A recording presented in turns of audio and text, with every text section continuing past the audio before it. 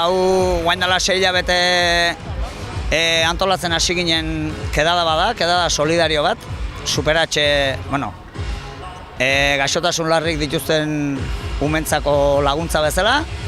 Eta, guri gustatzen zaigun mundu hau pixkat elkartu, eta era beren, helburu horrekin. Eta, egia esan partaidetza handi duki deu, lehenengo urtea izateko nik uste oso ondo daula. Eta ez gendu nahi ez dara kantidade asko, nahiko gendun gutxixego, baina kalidadeko kotxek ekartzea. Eta oso guztua gaude egia esan. Denetik, klasikoke bai, deportiboke bai, modernoke bai, uaingoke bai. Irikie da, orduan gero daude bi klub baita sartu dina, klub Mini eta klub BMW. Eta hoi da azkenen gure helburue.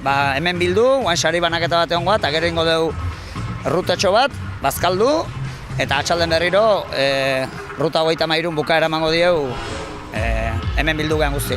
Biziontan beste gauza askotan bezala personalizatu edo pixkat bakoitza bere estiloa gartzen dion erropan bezala kotxetan ematen du modan daola. Eta ez gendu nahi kotxe kargatu baizik eta pixkat toke personaloi bai, baina pasagabe. Leheno beti referentzi bezala tunina eta hoi. Ez genion guk eman nahi toke hoi. Eta hau da gehiago, deportibok, klasikok, denetik dau, azkenen oso baridade handie dau.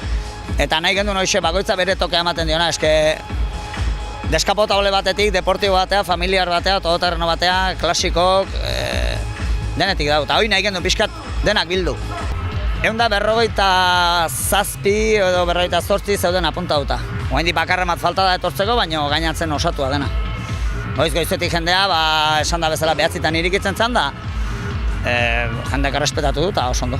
Azkenen, olako gauzetan jendea ikuste etortzeko ere, igualdik izugarri esan nahi du. Apuntatuta zeudenak edo geundenak, azkenen etorriko ginen, baina eguraldi txar batek mugatu itxezaitu eta igualdi honek ikusle bezalare jende pilo bat erakarri du eta, igande goiz pasa politxe.